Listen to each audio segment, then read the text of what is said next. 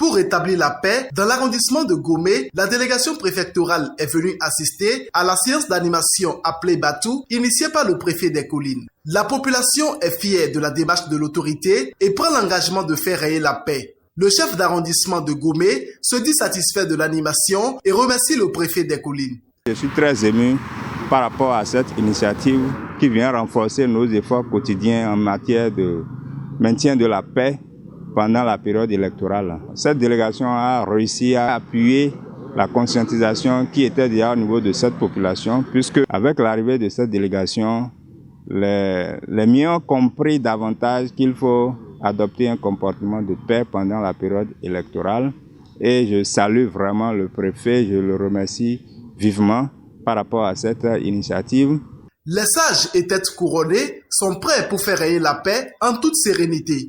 Gẹ́gẹ́ itiwi fẹni àwa kógun ni koji akatọnya mẹsẹ ìjà yìí wà lọ tẹ́lẹ̀ yé èkótìrí náà sí níbẹ̀ sí ìjà títí àgbèsí fún ìtẹ̀mẹsẹ̀ yé èmú tẹ́lẹ̀ sí lọ kó sí ìjà sí ọ èyí fẹni ó dún rí wàhálà kànjá kò tọ́ sífì ni gẹ́gẹ́ bá ètiwi sí ọ tí kò jà àkótó amọ́rùnbọ̀lì ìwíkúwí kànjá ró ìlú olókùn lọ́rùn sí nígbà yìí ètò ìwé ìkújẹ́. lọ́nà ìjà kó mọ gbé ọ́ àáfọ̀n lẹ́ẹ̀rin pati politique kan kàtún ẹgbẹ́ ìtẹ̀lú ẹ̀ wá lẹ́ẹ̀rin lú wọn tí wọ́n ẹ̀ kó àwí kó lọ́rùn fara wa kó wá jíun ẹ̀ kó jíun tútù kó máa jíun ẹ̀ kó fàjà wá torí ìjà wa lọ́rọ̀ pọ̀ méjì ìkẹ́ ti lókè jẹ́ ẹ̀ wí tí kẹ̀kọ́ rẹ̀ ti lẹ́ẹ̀rin ara wa bí pópó na ẹni àtìjẹ́ ta ẹ̀ àti ẹ̀ wà bí àti ẹ̀ kó ti lókè ọ́ fàjà kò láti ọjìjà lẹ́ẹ̀rin lú wa bí tó bẹ̀ tó gbé.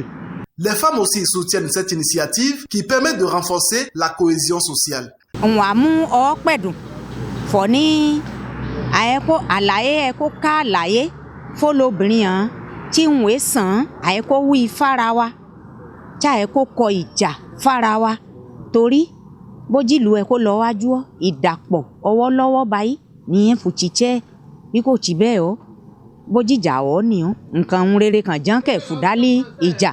Après l'arrondissement de Gomé, c'est le tour de l'arrondissement de Glazeux Centre qui accueille la délégation préfectorale pour le même exercice. Ici aussi, les populations entendent travailler pour faire régner la paix en période électorale. Le représentant du maire de la commune prend l'engagement et invite les populations à la paix.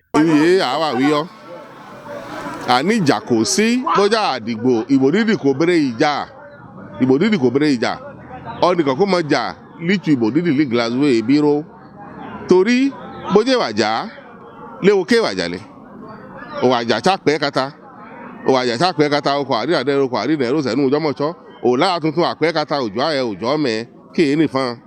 Notifions que les différents partis politiques sont présents à cette séance d'échange sur la culture de la paix. Le représentant des jeunes de la diaspora prend l'engagement de faire régner la paix et rassure le préfet. Eh bien, la diaspora est dans un postulat de regret de ce qui s'était passé en 2019 et a décidé de se mettre à l'eau pour que cela ne se répète plus dans la commune de Glazoué, parce que la commune de Glazoué a été étiquetée dans la zone rouge pour le cadre des élections de 2021 et nous avons quand même vu que ça a créé beaucoup de conséquences sur le développement de la commune de Glazoué et sur surtout la cohésion sociale. Et du coup, nous prenons l'engagement ferme pour que nous, membres de la diaspora, nous puissions aider nos parents à ne pas aller dans ces extrémités. La paix n'est pas un vain mot, comme l'a dit Oufo-Boye. C'est un comportement. Et je pense que pour cultiver la paix, il faut d'abord commencer par le comportement. Nous, on est là, nous ne voulons que la paix. Et la paix va rayer. On est en train de sensibiliser nos militants.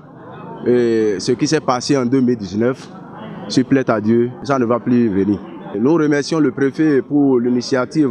Dieu va l'accompagner pour que son département soit qualifié meilleur parmi les départements du Bénin. Les têtes couronnées et sages sont engagées pour promouvoir la paix dans leur arrondissement. Ìjókòó ìjókòó bí ro ní ìjókòó tútù ẹ̀kọ́ jẹ́ ni. Gbígbóná kò wá ayédèrò rọ́mọ̀. Ìjà ti ṣẹlẹ̀ wá lọ.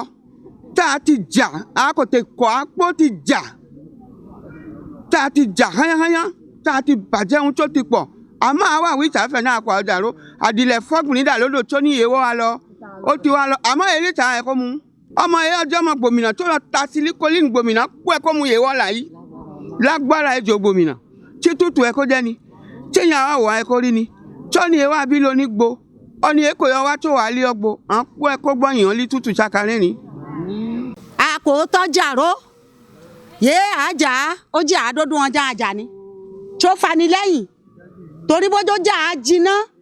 Tó jí òye ti ká ni. Àkójà. Báni ẹ kó sẹ̀jí ń rere sí fi nínú níta ẹ̀kọ́ àwilẹ̀ kó. Báni yá àkó àjà ó fani lẹ́yìn àmọ́ àkó bí tá àkó lọ lẹ́yìn ró. Les populations au cours de cette rencontre d'échange ont abordé la question de transhumance entre agriculteurs et éleveurs. Ils lancent un appel à l'endroit de l'autorité. Ko chagra chi ko win la busu han ebi apani e ko tori jaro ama àsìkò yo lo loko ti nku kan jẹun e han ejo ko kanja ori busu omo ejare eto ye ni oba ni chi ko bade. Cette rencontre appelée Batou est financée par l'ambassade des Pays-Bas avec le soutien de l'Institut pour la gouvernance démocratique. Avec cette initiative du préfet des collines, nous pouvons retenir que les élections législatives prochaines se passeront dans une ambiance conviviale dans l'arrondissement de Glazoué et de Gomé.